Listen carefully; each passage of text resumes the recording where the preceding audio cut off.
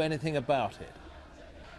Yes, I think Egypt could see something like what happened in Tunisia on one condition, that the national movement should be alienated because, in fact, they are delaying any interaction between the streets and the government. Our national movement, in fact, has many connections with the government, and they are employed by the government as a middle stage between them and also the population. So in this case, I think that the population is apt to do anything like Tunisia and more dangerous and devastating. But the problem is that we don't have this triggering engine, and this triggering engine could be in one of the events, something like this. But anyhow, the Egyptian society is totally ready for the explosion. And how do you see it unfolding? I think that if the national movement could be liberated from the repercussions of its past reputation and its connections with the government or the authority, and be very much near to the streets and pulses of the people, this would be very good for them. But I don't want Egypt to be repeating the same scene in Egypt, because Egypt is very big in population. It has many hazards for the future. It could be a very bombastic chaos in Egypt. So even in Tunisia, we have two stages now. We have one, the explosion, and the population could also uproot the regime.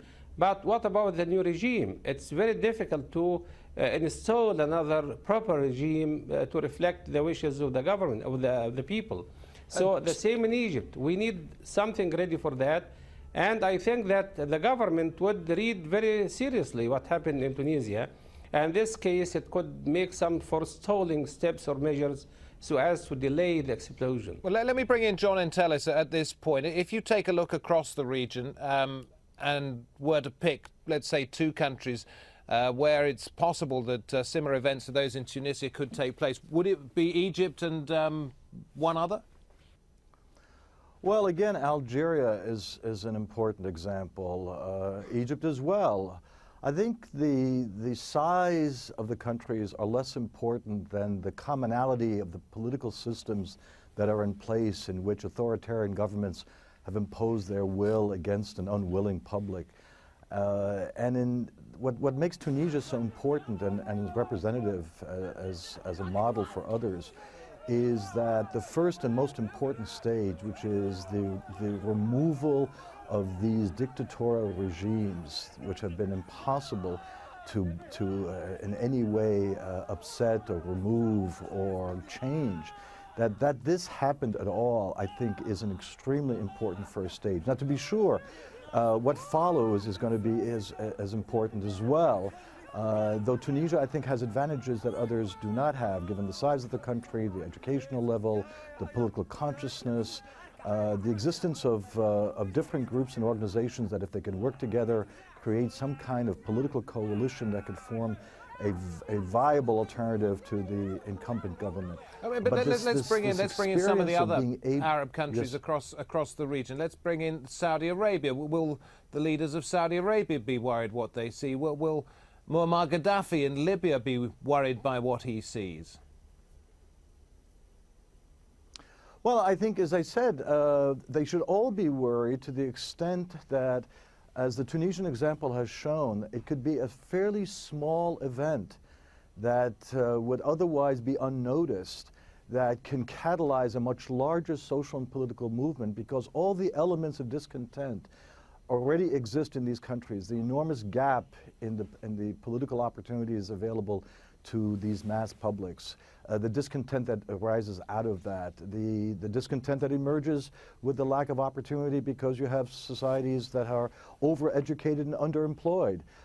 So all these elements are sort of in a way waiting to be catalyzed. So I think any one of these countries could at any one moment, by an incident, let's say, in the Sahara in the case of Morocco, or in the case of food price increase in the case of Algeria, or as in the case of Tunisia with the unemployed youth, or in the case of Egypt, whether it's the fraudulent elections or whether it's the religious conflict between Copts and Muslims.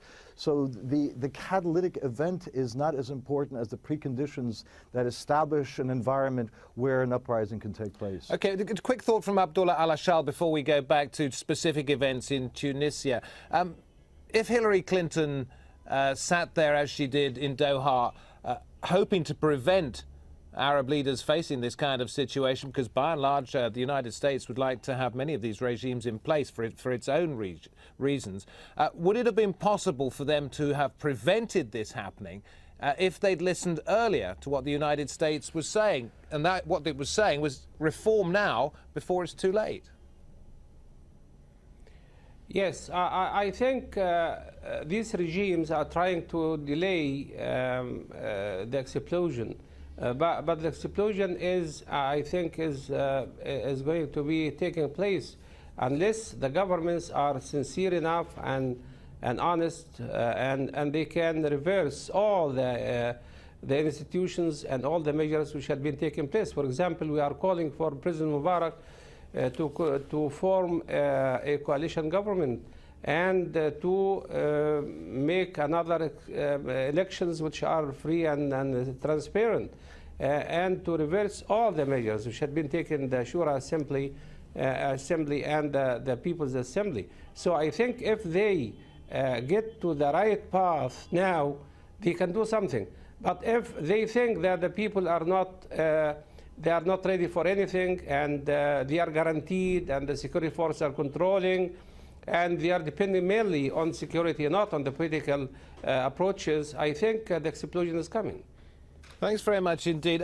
Just before I came into the studio, the Reuters news agency reported that Ghannouchi, the Prime Minister who became president for a short while, had talks with union leaders in Tunisia. And this is what the union leader said. "We discussed the idea of a coalition government. The Prime Minister accepted our request for this." So events moving on apace in Tunisia itself. Worth reflecting on the state of the opposition now. Some opposition leaders have been invited to return home from abroad. Technically, though, opposition parties in Tunisia have been allowed, but with no real chance of gaining power. Since 1999, the former President Ben Ali's regime had given 25% of the parliamentary seats, 25% of the parliamentary seats to carefully selected groups of the opposition. Tunisia has had 6 of these, quote, legal or loyal opposition parties.